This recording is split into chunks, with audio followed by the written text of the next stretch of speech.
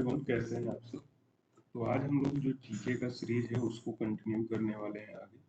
कल हमने 3 टॉपिक किया था, ट्रॉपिक ऑफ कैंसर, एरिया वगैरह से रिलेटेड। आज हम लोग स्टैंडर्ड टाइम से जो रिलेटेड जो भी क्वेश्चंस आते हैं उसको इस वीडियो में कवर करने वाले हैं। चलिए वीडियो को शुरू करते हैं। सबसे पहला क्वेश्चन है, which of the following cities is closest to Indian standard time, यानी कि IST से रिलेटेड सबसे जो क्लोजेस्ट सिटी है वो कौन सा है। ऑप्शन है आपके रेवा, सागर, उज्जैन और होशंगाबाद। ठीक है, तो इसमें जो क्लोजेस्ट सिटी हो जाएगा वो हो जाएगा रेवा। ठीक है, आपको जैसे मैंने कल ही बताया था कि किस किस स्टेट से पास करता है, तो जिस जिस स्टेट से पास करता है उनका आप कमेंट में हमें जवाब दीजिएगा। वैसे मैं आपको बता देता हूँ, सबसे पहला जो ट्रॉपिक ऑफ कैंसर है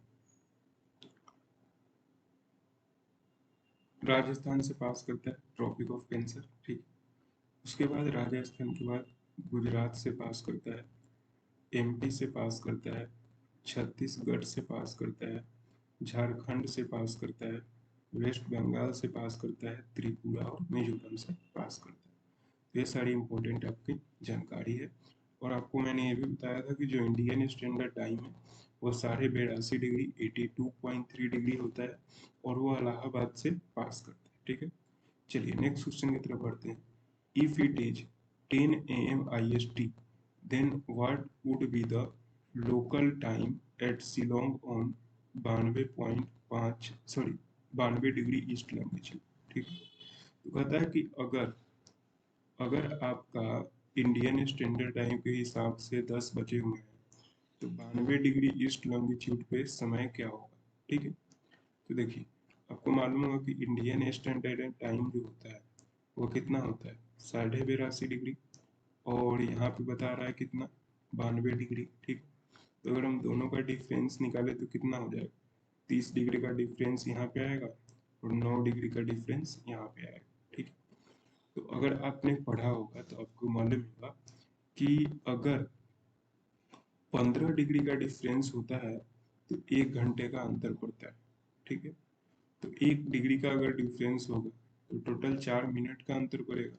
तो उसी तरह से 9 मिनट 40 सेकेंड का, 9 डिग्री 30 मिनट का अगर अंतर है तो इसको अगर हम 4 से गुना करेंगे तो ये कितना हो जाएगा मेरे भाई, ये 9 चौका 36 हो जाएगा।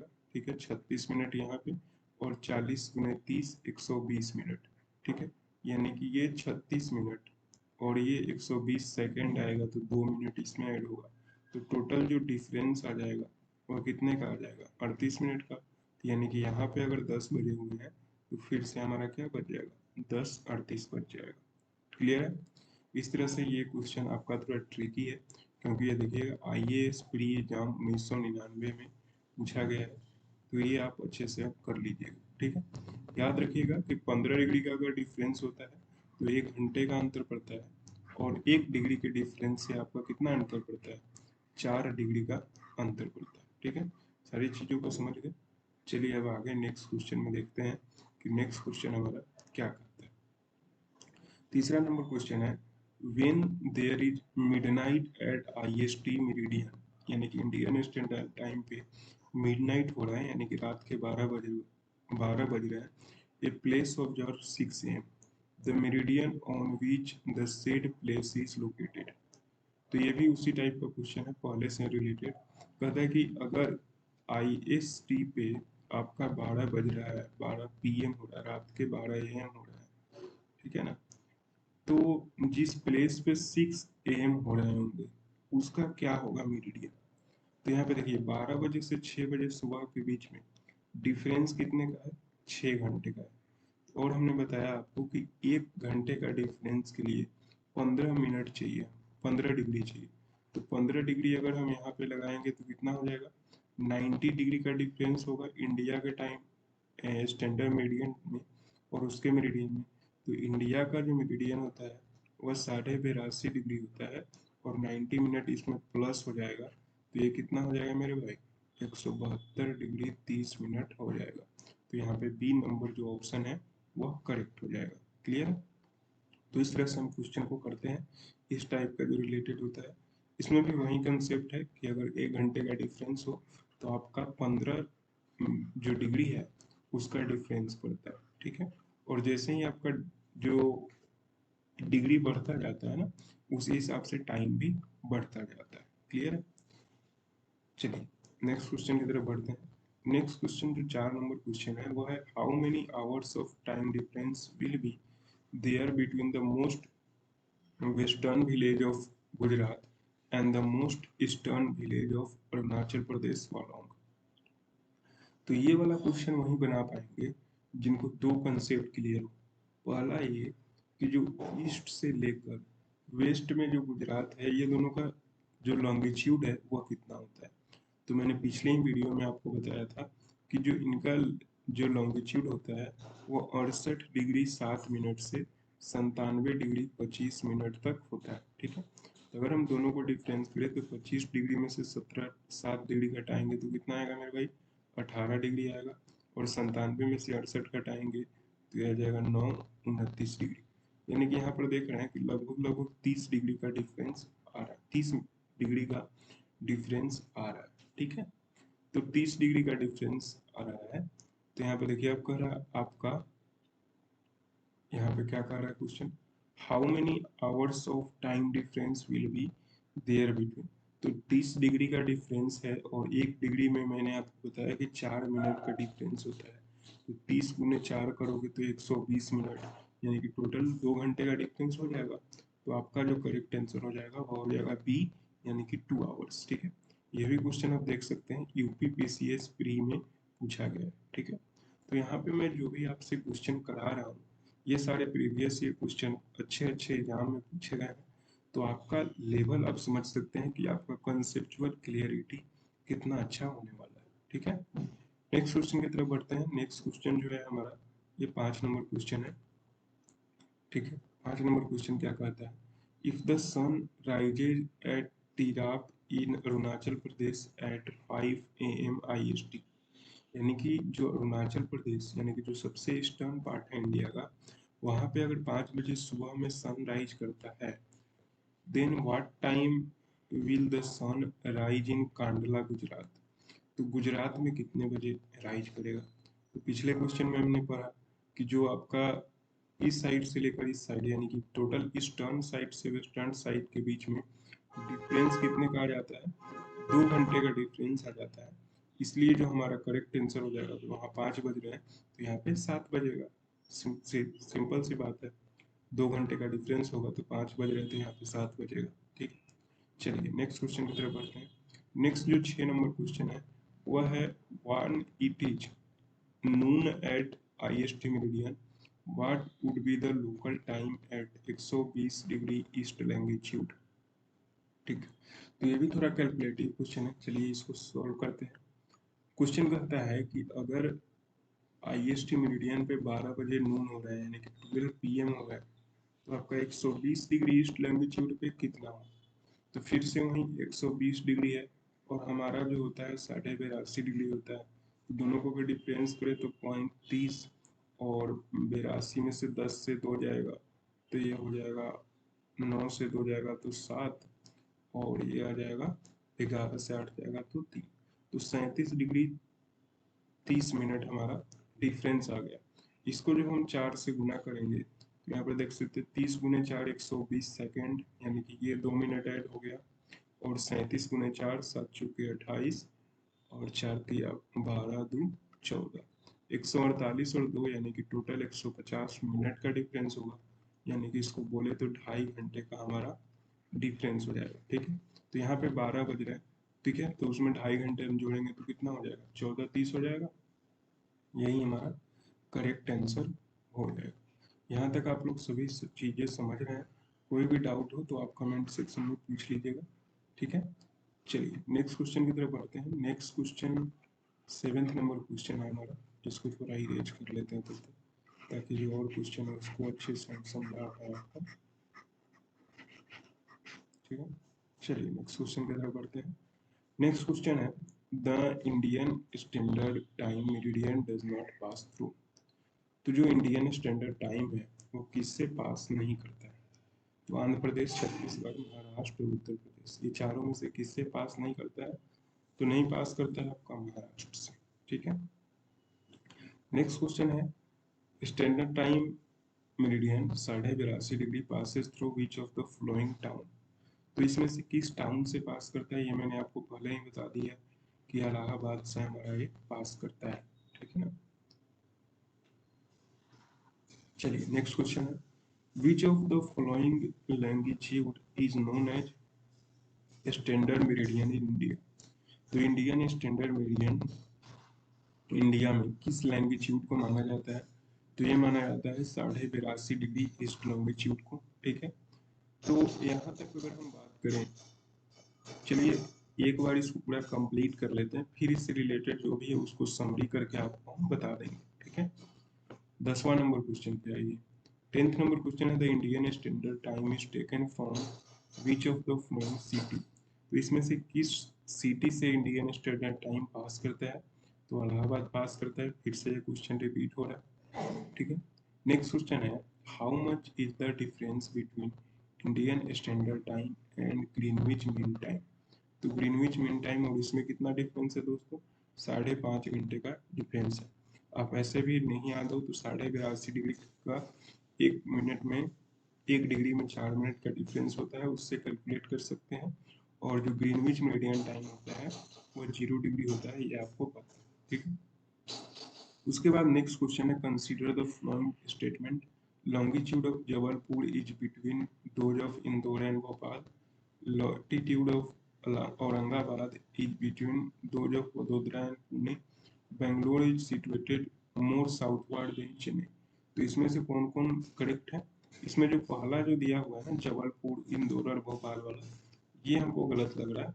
तो इसमें से सेकंड और थर्ड आपका करेक्ट हो जाएगा, यानी कि ऑप्शन नंबर सी आपका करेक्ट हो जाएगा, ठीक। तो ये हमारा जो कंप्लीट है इंडियन स्टैंडर्ड टाइम से जो भी क्वेश्चन था वो 12 क्वेश्चन कंप्लीट हो गया है। आइए अब इसको एक बार रिवाइज कर लेते हैं, ठीक। तो सबसे पहला क्वेश्चन ये आता है कि इंडियन स्टैंडर्ड टाइम होता क्या है। तो किसी भी देश के लिए एक यूनिक टाइम डिसाइड किया जाता है कि सारे देश के लोग उसी टाइम को फॉलो करें, ठीक है। तो इससे अगर हम बोले तो इंडिया के लिए इंडियन स्टैंडर्ड टाइम रखा गया है जो कि 82.5 डिग्री जो लॉन्गिट्यूड है, इसको इंडिया का स्टैंडर्ड टाइम माना गया है, ठीक है। नहीं तो ऐसा क्या होता है कि अगर आप लॉन्गिट्यूड के हिसाब से चलेंगे तो देखते हैं जैसे कि इसी क्वेश्चन में आप देखे थे 4 नंबर क्वेश्चन में, इंडिया का जो वेस्टर्न सबसे ईस्टर्न पार्ट है अरुणाचल प्रदेश, और जो सबसे वेस्टर्न पार्ट है गुजरात, ये दोनों के बीच में ही 2 घंटे का डिफरेंस है, ठीक। तो ये बहुत जरूरी हो जाता है कि किसी भी देश में एक स्टैंडर्ड टाइम रखा जाए, तो ये आपका इंडियन स्टैंडर्ड टाइम 82.5 डिग्री रखा गया है, ठीक है। उसके बाद यहाँ पर देखेंगे कि जो ग्रीनविच मीन टाइम है, ग्रीनविच मीन टाइम वह 0 डिग्री लॉन्गिट्यूड को बोला जाता है, और इंडियन स्टैंडर्ड टाइम और ग्रीनविच मीन टाइम के बीच में 5.5 घंटे का अंतर पड़ता है, ठीक है। नेक्स्ट है कि अगर 15 डिग्री का अंतर होगा किसी भी दो लैंगिट्यूड के बीच में, तो यहाँ पर 1 घंटे का डिफरेंस आ जाता है, ठीक है। उसी तरह से हम अगर कैलकुलेट करते हैं तो 1 डिग्री में 4 मिनट का डिफरेंस आ जाता है, ठीक है। तो ये थोड़ा हमारा इम्पोर्टेंट जो पॉइंट था वो इससे रिलेटेड था, जो मैंने आपको बता दिया है, ठीक है। चलिए अब नेक्स्ट जो टॉपिक पे चलते हैं। नेक्स्ट है हमारा एक्सट्रीम पॉइंट से रिलेटेड, यानी कि जो इंडिया का एक्सट्रीम पॉइंट सब है उनके बारे में। तो पहला क्वेश्चन है where is the southern most point of India located. तो इंडिया का सबसे साउथर्न मोस्ट पॉइंट कौन सा है, वो है कन्याकुमारी। ये लगभग सभी को पता होगा, आपने बहुत बार सुना भी होगा, कश्मीर से लेकर कन्याकुमारी। तो जो सबसे आपका नॉर्थ में पार्ट है वो कौन है, कश्मीर है, और सबसे साउथ में पार्ट है कन्याकुमारी, ठीक है। नेक्स्ट क्वेश्चन है the southern most point of India Indira point is in. तो देखिए इंडिया का एक दो पॉइंट होता है, जब आप इंडिया का मैप देखेंगे तो इंडिया का दो पॉइंट होता है, जो इंडिया कुछ इस तरह से होता है ना। तो इंडिया का एक लैंड वाला पार्ट है, यानी कि कश्मीर से लेकर यहाँ तक आएंगे तो कन्याकुमारी। लेकिन यहाँ पर जो अंडमान निकोबार आइलैंड है उसका जो अगर सबसे नॉर्थन पॉइंट देखें तो वह इंदिरा पॉइंट होता है, ठीक है। तो इस तरह से अगर बात करें कि साउथर्न मोस्ट पॉइंट कौन सा है, तो वह इंदिरा पॉइंट हो जाता है। और ये इंदिरा पॉइंट है कहाँ पे, तो ग्रेट निकोबार में, ठीक है। जैसे कि मैंने आपको बताया अंडमान निकोबार का ही ग्रेट निकोबार पार्ट है, ठीक है। तो वहाँ पे इंदिरा पॉइंट पड़ता है, ठीक है। नेक्स्ट क्वेश्चन हमारा आ जाता है, नेक्स्ट क्वेश्चन तीसरा नंबर क्वेश्चन देखिए, the southern most point of India is, फिर से वही क्वेश्चन रिपीट हुआ, southern most point of India, तो साउथर्न मोस्ट यहाँ पर इंदिरा पॉइंट हो जाएगा, ठीक है। इस क्वेश्चन में थोड़ा डिफर करता है, इसको देखिए कैसे कंप्लीट करना है। जब भी आपको ऑप्शन में आपसे पूछे साउथर्न मोस्ट पॉइंट और ऑप्शन में इंदिरा पॉइंट दिया हो तो वहीं आपको टिक करना है। जैसे ये 1 नंबर और 3 नंबर क्वेश्चन आप देख लीजिए, पहले में भी साउथर्न मोस्ट पॉइंट दिया गया है, लेकिन इसमें जो है इंदिरा पॉइंट नहीं दिया गया है, तो हमने कन्याकुमारी को टिक किया। लेकिन जो तीसरे में इंदिरा पॉइंट दे दिया है, तो हमने इंदिरा पॉइंट को टिक किया। क्लियर है। चलिए नेक्स्ट क्वेश्चन की तरफ बढ़ते हैं। Name the place, name the place in India where bay of Bengal, Arabian sea and ocean, Indian ocean meet. यानी कि एक ऐसा प्लेस बताना है जहाँ पे bay of Bengal, Arabian sea और ये तीनों मीट करता है, ठीक है ना। ये थोड़ा ये हो गया, थोड़ा ज़्यादा ही ठीक हो गया। तो चलिए इसको आंसर करते हैं। तो अरबियन सी और वेस्ट ऑफ बंगाल ये सब कहाँ पे मीट करेगा मेरे भाई, ठीक है। तो ये मीट करेगा कन्याकुमारी में, यानी कि इस पॉइंट पे, ठीक है। नेक्स्ट क्वेश्चन 5 नंबर क्वेश्चन है, which one of the following pair of state does not invite the is does not indicates the eastern and western most state। तो जो ईस्टर्न और वेस्टर्न मोस्ट स्टेट है India का वो कौन सा है, तो आपने बार बार पढ़ा ही है कि अरुणाचल प्रदेश और गुजरात जो है, गुजरात आपका सबसे वेस्ट में चला गया और सबसे ईस्ट में आपका अरुणाचल प्रदेश हो गया। क्लियर। चलिए अब है the western most point of India is located at. तो इंडिया का वेस्टर्न मोस्ट पॉइंट कहाँ पे है, वो 68 डिग्री 7 मिनट ईस्ट गुजरात में है। और वहीं अगर आपसे पूछ ले वेस्टर्न मोस्ट पॉइंट तो वह कितना हो जाएगा, 97 डिग्री 25 मिनट। वहीं आपसे पूछ ले नॉर्दर्न पॉइंट और साउथर्न पॉइंट सबसे ज़्यादा कौन है, तो नॉर्दर्न सबसे साउथर्न पॉइंट 8 डिग्री 4 मिनट है और ये 37 डिग्री 6 मिनट। क्लियर। ये मैंने आपको कल ही बताया था। 7th नंबर क्वेश्चन है, which one of the following major Indian cities is most eastward located. तो सबसे ईस्ट में यानी कि सबसे ईस्ट साइड में कौन सा स्टेट लोकेटेड है, तो हैदराबाद, भोपाल, लखनऊ और बेंगलुरु में सबसे जो ईस्टवर्ड लोकेटेड है वो आपका लखनऊ शहर है, ठीक है। तो ये एक्सट्रीम पॉइंट्स है, हमारा क्वेश्चन हो गया। आशा करता हूँ आपको यहाँ तक सारी चीज़ें समझ आ रही है। मैंने बहुत ही अच्छे तरीके से आपको बताने की कोशिश की है, ठीक है।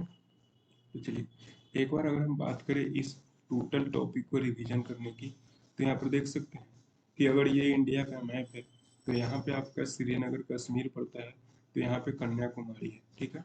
अगर ईस्टर्न मोस्ट स्टेट की बात करें तो यहाँ पर गुजरात है, तो यहाँ पे सबसे वेस्ट में आपका आंध्र प्रदेश है, ठीक है। अगर हम बात करें डिग्री में तो यहाँ पे 68 डिग्री 7 मिनट होता है, तो यहाँ पे 97 डिग्री 25 मिनट होता है। अगर हम बात करें नॉर्थ से साउथ तो यहाँ पे 8 डिग्री 4 मिनट होता है, तो यहाँ पे 37 डिग्री 6 मिनट होता है, ठीक है। तो ये इम्पोर्टेंट पॉइंट है जो आपका एक्सट्रीम पॉइंट से इतना ही लोकेटेड है। अगर हम बात करें कि हमसे अगर साउथ मोस्ट पॉइंट पूछ लेता है तो हम इंदिरा पॉइंट को भी मानते हैं। अगर ऑप्शन में कन्याकुमारी भी दिया हो, इंदिरा पॉइंट हो, तो हम इंदिरा पॉइंट को प्रीफर करते हैं, ठीक है। तो यहाँ से ये सारी चीज़ें क्लियर हो जाती हैं। अब चलिए नेक्स्ट जो हमारा 6 नंबर टॉपिक है वह है बॉर्डरिंग कंट्रीज, यानी कि इंडिया से रिलेटेड जो भी बॉर्डर है उससे रिलेटेड जो भी क्वेश्चंस है उनको देख लेते हैं। थोड़ा मैं फास्ट इसलिए आपको पढ़ा रहा हूँ ताकि आपका टाइम बचे और आप जल्दी से जल्दी ज़्यादा से ज़्यादा क्वेश्चन को क्लियर कर पाए। टोटल जियोग्राफी में इस सीरीज में कवर करने वाला हूँ। मैं अभी थोड़े थोड़े सीरीज लेकर आ रहा हूँ ताकि आप इससे आदी हो जाए।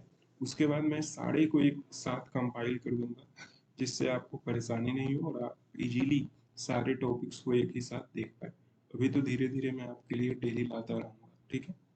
तो चलिए पहला क्वेश्चन है the Indian state bordering Bangladesh are, यानी कि बांग्लादेश से किस किस स्टेट का बॉर्डर लगता है। वेस्ट बंगाल, नागालैंड, असम। ठीक है। तो इसका जो करेक्ट आंसर है दोस्तों मेघालय, असम, बंगाल और त्रिपुरा, ये 4 स्टेट हैं जिनका बॉर्डर बांग्लादेश से लगता है। नेक्स्ट क्वेश्चन है which one of the flowing Indian states does not share boundary border with Bhutan, यानी कि भूटान के साथ इनमें से कौन सा राज्य जो है वो बॉर्डर शेयर नहीं करता है। तो ये नहीं शेयर करता है हमारा मेघालय। क्लियर है। Which one of the flowing states does not form border with Bangladesh, तो बांग्लादेश के साथ कौन बॉर्डर शेयर नहीं करता है इनमें से, तो वो हो जाएगा मणिपुर। ठीक है। नेक्स्ट क्वेश्चन है which of the flowing states share the maximum boundary with Myanmar, तो म्यांमार के साथ मैक्सिमम बाउंड्री कौन शेयर करता है, तो ये शेयर करता है दोस्तों अरुणाचल प्रदेश। ठीक है। उसके बाद नेक्स्ट क्वेश्चन है which one of the following which state of India has border with 3 countries, namely Nepal, Bhutan और चाइना। तो ये एक ऐसा जो स्टेट है जो कि भूटान से भी, नेपाल से भी और चाइना से भी बॉर्डर शेयर करता है। तो इसका करेक्ट आंसर हो जाएगा सिक्किम। ये एमपीपीसीएस में पूछा गया क्वेश्चन। ठीक है। नेक्स्ट क्वेश्चन है which one of the following state of India has international boundary on its 3 side, तो 3 साइड पे इंटरनेशनल बाउंड्री किसके पास है, तो यहाँ पे त्रिपुरा है। अगर सिक्किम होता तो सिक्किम भी आंसर हो जाता। ठीक है। नेक्स्ट क्वेश्चन है which of the flowing state of India does not have common border with Myanmar, तो म्यांमार के साथ इनमें से किसका बॉर्डर जो है वो कॉमन नहीं है। 7 नंबर क्वेश्चन का म्यांमार के साथ कॉमन बॉर्डर किसका नहीं है, वह है असम का कॉमन बॉर्डर म्यांमार के साथ नहीं है। ठीक है। नेक्स्ट क्वेश्चन है which of the following group of Indian states share its boundaries with Pakistan, तो पाकिस्तान के साथ कौन कौन अपना बाउंड्री शेयर करता है, तो इसका करेक्ट आंसर हो जाएगा option number B, Punjab, Jammu Kashmir, Rajasthan और गुजरात। क्लियर है। चलिए नेक्स्ट क्वेश्चन की तरफ बढ़ते हैं। नेक्स्ट क्वेश्चन है the group of Indian states neighbouring Nepal is, तो नेपाल के साथ इसमें से कौन सा ग्रुप बाउंड्री शेयर करता है, तो ये शेयर करता है सिक्किम और बिहार। ठीक है। Which one of the flowing countries share the longest land frontier with India, तो इंडिया के साथ लॉन्गेस्ट लैंड फ्रंटियर कौन सा शेयर करता है, तो ये शेयर करता है हमारा बांग्लादेश। क्लियर है मेरे भाई। अब आ जाइए 11 नंबर क्वेश्चन में विच of the flowing states does not form it's boundary with Bangladesh, तो बांग्लादेश के साथ बाउंड्री कौन नहीं शेयर करता है, तो ये नहीं शेयर करता है हमारा नागालैंड जो स्टेट है वह बांग्लादेश के साथ बाउंड्री शेयर नहीं करता है। ठीक है। चलिए नेक्स्ट क्वेश्चन की तरफ बढ़ते हैं। नेक्स्ट क्वेश्चन है हमारा 12 number question the boundary between India and Pakistan was demarcated by, तो इंडिया और पाकिस्तान के बीच जो बाउंड्री है वह किसके द्वारा डिमार्केट किया गया है। ठीक है। तो ये डिमार्केट किया गया है रेड क्लिफ लाइन के द्वारा। ठीक है ना। ये बार बार थोड़ा ये हो रहा है। तो ये डिमार्केट किया गया है रेड क्लिफ लाइन के द्वारा। ये इंडिया और पाकिस्तान का बॉर्डर बनाता है। डूरंट लाइन की बात करें तो ये इंडिया और अफगानिस्तान का बॉर्डर बनाता है। मैकमोहन लाइन इंडिया और चाइना का बॉर्डर बनाता है। नेक्स्ट क्वेश्चन वहीं आ गया Durand line demarcated Indian boundary with which of the flowing countries, तो ये अफगानिस्तान के साथ। The boundary line between India and Pakistan is an example of, तो इसमें से किसका एग्जाम्पल है, तो ये हो जाएगा सुपर इम्पोज्ड बाउंड्री का एग्जाम्पल है, यानी कि हमको ये बाउंड्री इम्पोज किया गया। ठीक है। अंग्रेजों के द्वारा। What is red Cliff line, तो रेड क्लिफ लाइन है क्या आखिर, तो यहाँ पर आपने क्या पढ़ा कि इंडिया और पाकिस्तान का बॉर्डर है, तो इंडो पाकिस्तान बाउंड्री लाइन जो है उसको हम लोग रेड क्लिफ लाइन कहते हैं। ठीक है। अब है 16 number question which of the following line demarcates India and north eastern part of China, तो इंडिया और चाइना के बीच में कौन सा बॉर्डर है हमारा, मैकमोहन लाइन है, आपको पहले ही बता चुके हैं। नेक्स्ट क्वेश्चन है which of the flowing separates India and Sri Lanka, तो इंडिया और श्रीलंका को सेपरेट कौन करता है, तो ये सेपरेट करता है पाक स्ट्रेट वे, यानी कि पाक जल संधि। ठीक है।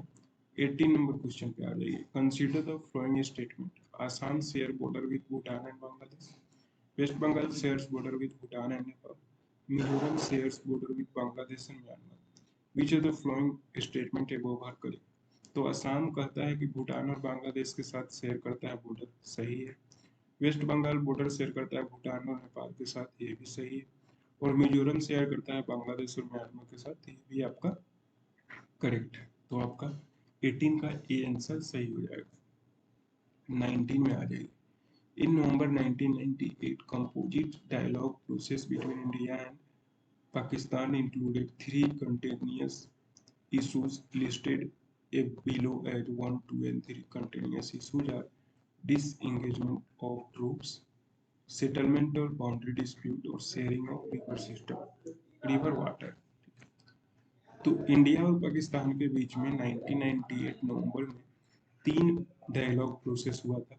वह हुआ था आपका डिसएंगेजमेंट ऑफ ट्रूप्स के लेकर, बाउंड्री डिस्प्यूट का सेटलमेंट को लेकर, और शेयरिंग ऑफ रिवर सिस्टम को लेकर। तो यहाँ पर देखिए, यहाँ पे 3 पॉइंट दिए हुए हैं, इनमें से किस किस जगह पे ये चीज हुआ था, ठीक है। तो यहाँ पर देखिए, यहाँ पर जो है, यहाँ पे राजस्थान में आपका बाउंड्री डिस्प्यूट चल रहा था, तो यहाँ पे 1 नंबर हो जाएगा, यानी कि ए वाला 1 हो जाएगा। और ये बी वाला आपको मालूम है, सिंधु जल समझौता हुआ था, ठीक है, यानी कि जल संधि को लेकर, रिवर वाटर को शेयर करने को लेकर।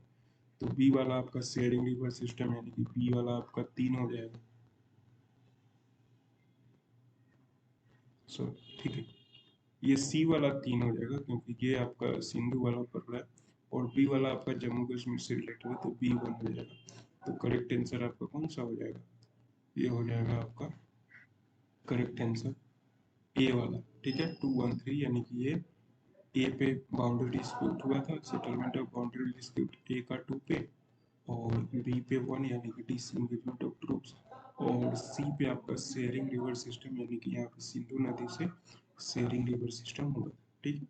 तो ये हमारा बाउंड्री डिस्प्यूट से रिलेटेड जो भी क्वेश्चन था वो हमने क्लियर कर लिया है। यहाँ पे सारी चीज़ें हमने कंप्लीट कर लिया जो कि इस लेक्चर में हमारा ज़रूरी था, ठीक है। तो हम टोटल 6 टॉपिक जो है यहाँ पे कवर कर चुके हैं अभी तक, और नेक्स्ट क्वेश्चन, नेक्स्ट जो भी आएगा उसमें हम लोग करेंगे नेक्स्ट टॉपिक, ठीक। चलिए कुछ और टॉपिक देख लेते हैं ताकि आप लोग को आसानी रहे जल्दी से जल्दी इस सारी जियोग्राफी को कवर करने में। पहला जो क्वेश्चन है हमारा, in which part of Uttarakhand are artesian wells found. तो अर्टेशियन वेल कहाँ पे पाया जाता है? तराई में पाया जाता है। India is divided into how many natural territories, कितने टेरिटरी में डिवाइडेड है? 4 टेरिटरी में डिवाइडेड है, ठीक है।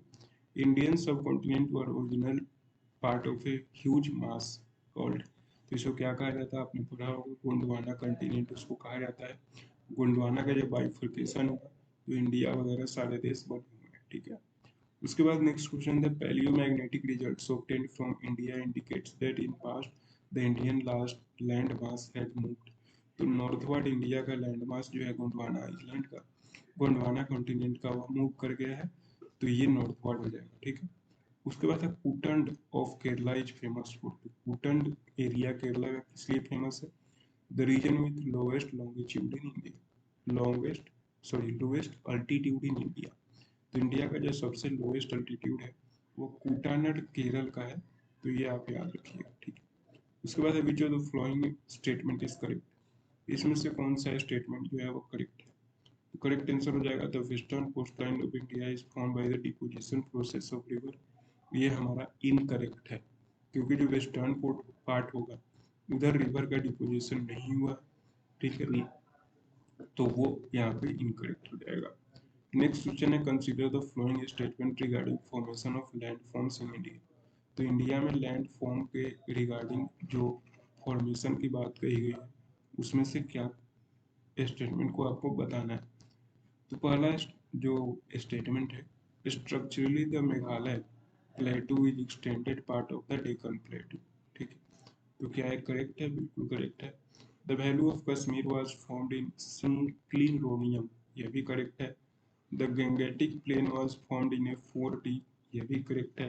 The Himalaya originate as a regular result of triangular convergence of the Indian plateau, European plateau and Chinese plate, तो ये गलत बात है। तो आपका 1, 2 और 3 आपका स्टेटमेंट जो है वह करेक्ट हो जाएगा।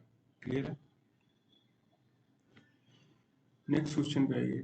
नेक्स्ट क्वेश्चन है मैच लिस्ट 1 विथ लिस्ट 2। ठीक है, पहला है डेक्कन ट्राइब्स, वेस्टर्न घाट, अरावली और नर्मदा। और इधर दिया हुआ लेट सेनोजोइक, प्री कैम्ब्रियन। ये थोड़ा हाई लेवल का क्वेश्चन हो जाता है, फिर भी मैं आपको बता दूं इसका आंसर, इसका बी वाला ऑप्शन 3125 हो जाएगा। ठीक, वैसे ये क्वेश्चन आपके एग्जाम में पूछा नहीं जाएगा। ठीक है, इसका 9th number question, if there were no Himalaya ranges what would have been the most likely geographical impact of India। तो अगर हिमालय नहीं होता तो इंडिया पे जियोग्राफिकल इम्पैक्ट क्या पड़ता। तो यहाँ पर देखिए, most of the country would experience of cold waves from Siberia. ठीक, तो साइबेरिया से जो कोल्ड वेव आती है वह हिमालय के द्वारा रोक लिया जाता है, तो ये भी सही है। Indo Gangetic plain will be divide of such extensive alluvial soil. ठीक, तो इंडो गैंगेटिक प्लेन में ये एलुवियल सॉइल का एक्सटेंसिव डिवाइड हो जाता, कमी हो जाता। The pattern of monsoon would be different from what it is present. तो जो मानसून प्रेजेंट अभी में है हमारे इंडिया में वो भी यहाँ पर नहीं होता। तो इसमें से तीनों स्टेटमेंट हमारा करेक्ट है। क्लियर, तो ये सारी चीजें आप समझ गए। आइए अब नेक्स्ट एक और देख ही लेते हैं। नॉर्दर्न माउंटेन रेंज से रिलेटेड, जो माउंटेन से रिलेटेड है उसको भी क्लियर कर लेते हैं। The Himalaya are found for parallel fold ranges of which of the wildest old range. तो हिमालय किस वाइल्ड रेंज से फॉर्म हुआ है, तो ग्रेट हिमालय रेंज से फॉर्म हुआ है। आपने पढ़ा होगा कि तीन हिमालय रेंज होता है, ग्रेट हिमालय, लेसर हिमालय और शिवालिक हिमालय। ठीक है, तो यही आपका यहाँ पे जो ग्रेट हिमालय है वो हमें दिया गया। क्लियर, चलिए नेक्स्ट क्वेश्चन में बढ़ते हैं। The flat plains along with sub Himalayan region is called. जो फ्लैट प्लेन हिमालय रीजन के साथ नॉर्थ इंडिया में है उसको हम लोग क्या बोलते हैं, आपने ये भी पढ़ा होगा कि भाबर बोलते हैं। ठीक है, उसके बाद जो पुराना हो जाता है उसको क्या बोलते हैं, खादर बोलते हैं। The foothills region of Himalaya, जो हिमालय का फुटिल ही रीजन है, यानी कि सबसे निचला रीजन वो कौन सा है, शिवालिक है। सबसे ऊपर वाला रीजन कौन सा है, ग्रेट हिमालय है। और बीच वाला रीजन कौन सा है, लेसर हिमालय है।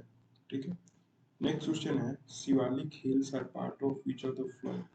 तो ये किसका पार्ट है, ये तीनों जो मैंने आपको बताया, ग्रेट हिमालय, शिवालिक हिमालय और लेसर हिमालय, ये किसका पार्ट है मेरे भाई, हिमालय का ही पार्ट है।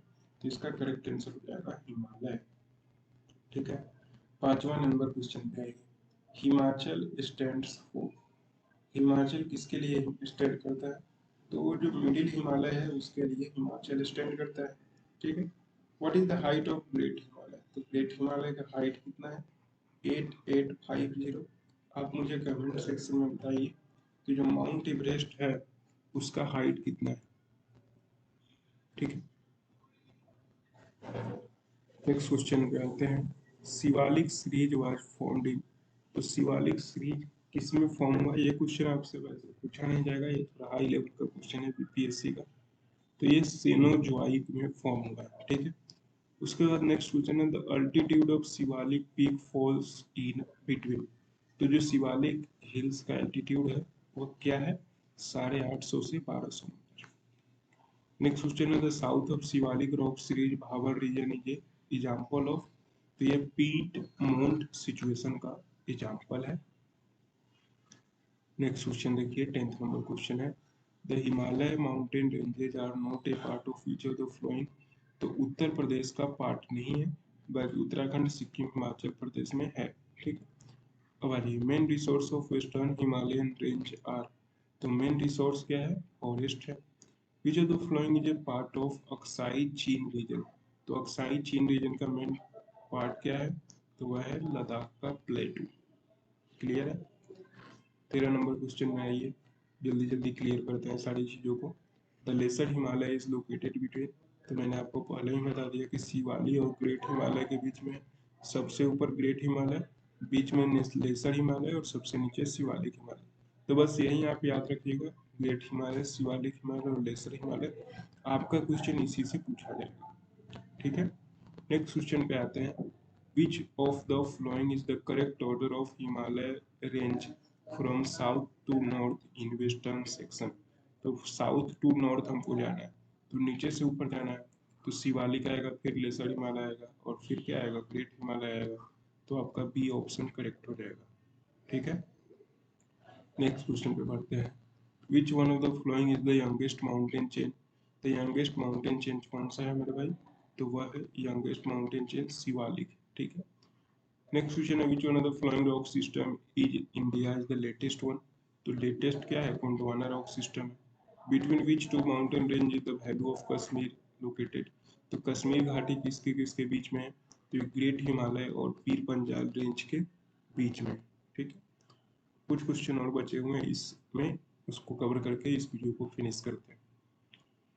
नेक्स्ट क्वेश्चन यहाँ पे 18 नंबर क्वेश्चन है which one of the following is the correct northward region of the sequence of relief feature? तो इसका करेक्ट आंसर हो जाएगा पीर पंजाल, जास्कर, लद्दाख और काराकोरम। ये चारों रेंज जो है टॉप टू बॉटम हमारे जम्मू कश्मीर में पड़ते हैं, वो हमारा नॉर्थवर्ड सीक्वेंस यहाँ पे पूछा जा रहा है। ठीक है, आइए नेक्स्ट क्वेश्चन में आइए। Which one of the following group is the correct sequence of mountain peaks from west east to west? तो ईस्ट टू वेस्ट जब हम आएंगे तो कंचनजंगा सबसे पहले आएगा सिक्किम में, फिर हमारा एवरेस्ट आएगा नेपाल के आसपास, फिर अन्नपूर्णा आएगा, फिर आपका धौलागिरी आएगा। क्लियर है, तो ये ईस्ट टू वेस्ट हो गया। उसके बाद आ जाइए 20 नंबर क्वेश्चन है in comparison to eastern Himalaya the value of height of tree line in western area is? तो वेस्टर्न एरिया में जो हाइट ऑफ ट्री लाइन है वो क्या है, लेस है। ठीक है, Pir Panjal range is found in? तो पीर पंजाल मैंने आपको बताया जम्मू कश्मीर में पाया जाता है। पीर पंजाल के अलावा जो काराकोरम है, लद्दाख रेंज है, जास्कर रेंज है, ये सारा आपको जम्मू कश्मीर में ही मिलेगा। ठीक है, अब आ जाएगी नेक्स्ट क्वेश्चन है which mountain range among the following is latest in region? तो लेटेस्ट कौन सा माउंटेन रेंज है, वह है हमारा पटकाई रेंज, जो कि आपका पूरा ईस्ट में पड़ता है। ठीक है, अब यहाँ पे विच one of the flowing state does not lie along Patkai hills? तो पटकाई हिल्स के अलोंग कौन सा स्टेट नहीं पड़ता है? तो वह पड़ता है त्रिपुरा, नहीं पड़ता है। ठीक है, identify the correct west to east sequence of the following hilly cast? तो वेस्ट टू ईस्ट सीक्वेंस हमको बताना है। ठीक है, तो गारो, खासी, जयंतिया और नागा जो आपका ईस्ट में पड़ता है वो आपका इसका करेक्ट सीक्वेंस हो जाएगा। 25 नंबर क्वेश्चन है the consider the following statement and select the correct answer from the code given below? तो गिवन कोड से हमको करेक्ट आंसर बताना है। तो यहाँ पे पहला असर्शन क्या कहता है, all river originating from Himalaya perennial, यानी पेरेनियल करने का मतलब कि जो हमेशा जीवित रहे। ठीक है, और Himalaya receive much of their perception from south western monsoon. तो इसका करेक्ट आंसर हो जाएगा बी, बोथ करेक्ट है, लेकिन आर जो है वो करेक्ट एक्सप्लेनेशन नहीं है। ठीक है, आइए नेक्स्ट क्वेश्चन की तरफ बढ़ते हैं। नेक्स्ट जो 26 नंबर क्वेश्चन है consider the following statement and select the correct answer from the code given below? दिए गए कोड से हमको बताना है स्टेटमेंट कौन सा सही है। All river originating from Himalaya perennial, ये असर्शन पहले वाला ही है। ओरिजिन है source of Himalaya river is located in glacier, तो यहाँ पे दोनों तो करेक्ट होगा और आर भी इसका करेक्ट एक्सप्लेनेशन है, क्योंकि ग्लेशियर से इसका जब रेनफॉल मिलता है तो इसलिए पेरेनियल हो जाता है। क्लियर है, 27 नंबर क्वेश्चन है when you travel in Himalaya you will see the following?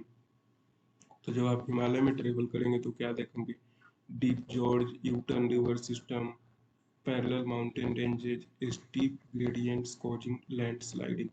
तो इसका आप चारों देखेंगे, 1 2 3 4 करेक्ट आंसर हो जाएगा। 28 है examine the map of Jammu and Kashmir, Jammu Kashmir का मैप यहाँ पर दिया हुआ है। ठीक है, और इसमें माउंटेन रेंज जो 1 2 3 4 मार्क्ड है वो हमको बताना है। ठीक है, तो आपको मैंने जैसे बताया था कि ऊपर से अगर हम नीचे आते हैं तो कौन कौन सा होता है, पहले काराकोरम, फिर लद्दाख, फिर जास्कर और सबसे नीचे में पीर पंजाल है। ठीक है, उसके बाद आ जाइए consider the flowing relief feature Zanskar, Dhauladhar, Ladakh और काराकोरम। तो साउथ से नॉर्थवर्ड सीक्वेंस बताना है, तो सबसे पहले धौलाधार आएगा, फिर जास्कर आएगा, फिर लद्दाख और फिर काराकोरम सबसे ऊपर। ठीक है, चलिए नेक्स्ट क्वेश्चन है, in Himalaya range the type of vegetation changes with altitude due to the following region. तो हिमालय रेंज में जो वेजिटेशन का टाइप है वो चेंज हो जाता है। वो क्यों चेंज होता है?